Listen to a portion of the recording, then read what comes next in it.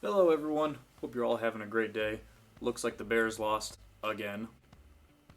Today I want to talk about things that should be taught in music school that are not. My musician friends in Chicago and myself, we like to talk about how unfortunate some aspects of music school are. Most of us have at least an undergraduate degree in jazz performance. A lot of my friends have their masters, I personally do not.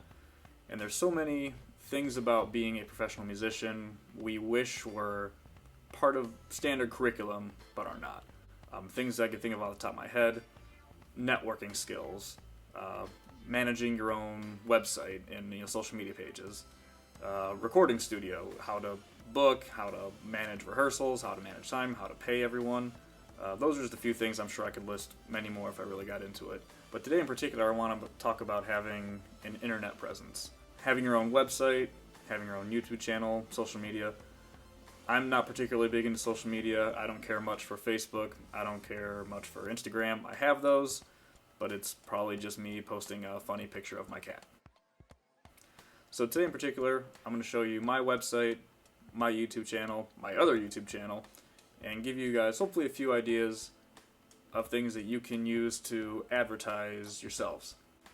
A lot of the people that you're going to work with, especially, actually almost exclusively non-musicians in particular, like if you're trying to book a cocktail hour for a wedding gig type of thing, or you're trying to book a restaurant gig, people that are going to be in charge of hiring you and paying you almost exclusively are going to go off of what do you look like online.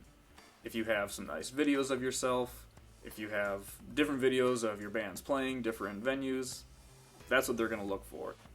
If you're getting gigs from other musicians, that's going to be more along the lines of, have they seen you play before? Have you been recommended to them by someone else on your instrument?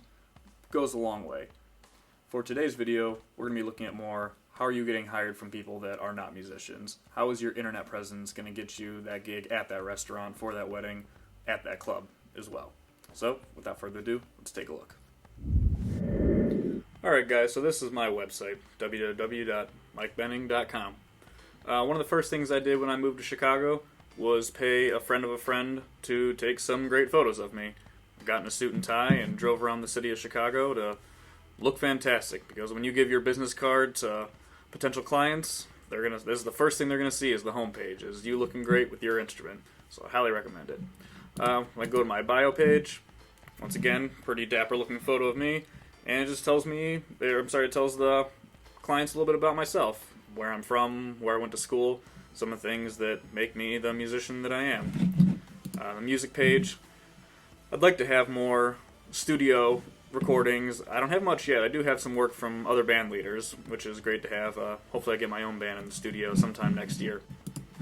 The videos page is probably the most important page on your website. It took me probably 4 or 5 good gigs to make a decent promo video, and I shot the whole promo video myself. I bought a tripod, I bought a microphone attachment for my iPhone, and I just started recording the gigs with my bands. When you first start making your promo video, you're only going to have 1 or 2 videos to work with, but that's all it takes sometimes. So I've got videos of my sextet, videos of my trio, videos of my bands at different art spaces around Chicago. This is something that you guys definitely have to have, and honestly, the more content that you have, the more people are going to take you seriously. So I got some singer gigs, piano player gigs. The more you have here, the better it looks. My projects page is just different bands that I have been a part of. Again, I like to start out with some great looking photos. But yeah, some of the bands that I play in and a little bit about them. So when people go to your page, they know what they're getting, because for all of you musicians out there, I'm sure, like me, you're all part of many different projects, whether you're a rhythm section player, whether you're a horn player. Are you the leader? Are you a sideman? And that's okay to put your sideman projects in there as well, because you want people to know that you're working, that you're busy, that you are in demand. Everyone wants to hire some of the best players. So again, I got a gallery with some other photos that I've been lucky to have. More content is good. Anything you can put on there.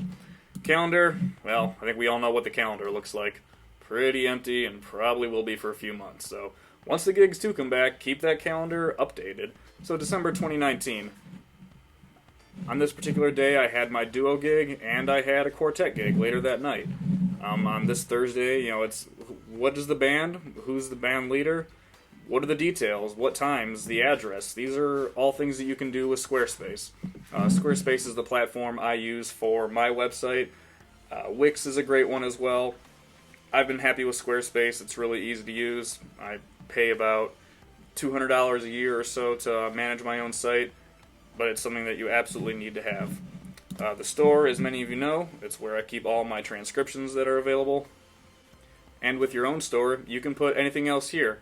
Again, I don't have a record with my band just yet. It's something I would like to do next year, and this is a place where I could sell that. I could put it up on iTunes, I could put it up on Spotify, and I could just offer to sell the CD or the vinyl record through the store as well. Lastly, the contact page. Again, a nice looking photo.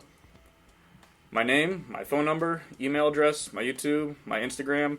These are all links you want to have readily available. You may run into someone that's interested in taking lessons from you. You could meet a younger musician at a jam session. They ask you to take lessons, and if they only remember your name, they could Google your name and find out all this very helpful information. So yeah, in summary, it's really important that all of the information necessary to contact you is readily available on your website. So again, in summary, I got a little biography about myself, some of my music. The videos is easily the most important, a calendar of when and where people can see you, and then a contact page.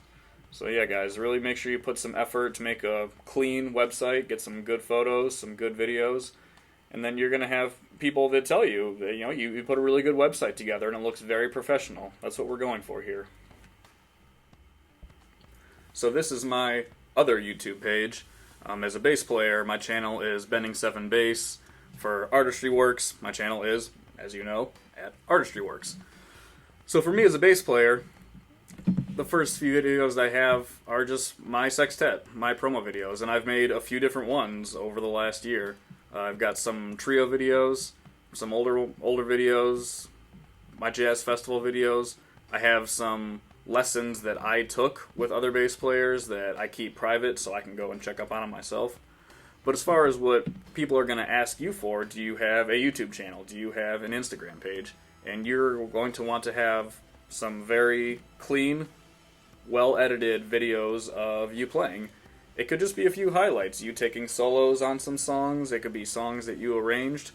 Again, there's a lot you can do DIY. Buy a tripod on Amazon for, $20-30.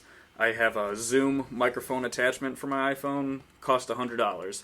It's better than the technology that comes with the phone itself. But don't think that there's not a lot that you can do by yourselves with your own technology. So in summary, guys, this is information that I was never taught in music school. I never had a music business class. I never had a teacher that told me about website development. I never had a teacher that told me about making my own business cards and what information to have on that. So I hope you found this video useful. In a future video, we'll get to talking about specifically how to approach club owners, how to approach bar managers, restaurant managers, and get them to hire you. So remember, guys, when you're trying to get gigs at some of these bars, at some of these restaurants, you're there to help the business.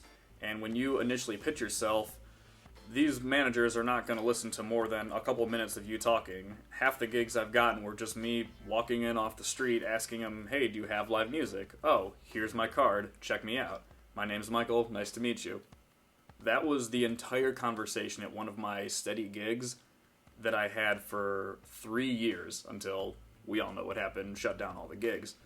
But he had a business card with clean information on it. He went to my website, he saw the videos, he saw my calendar of where I was playing, he recognized some of the names.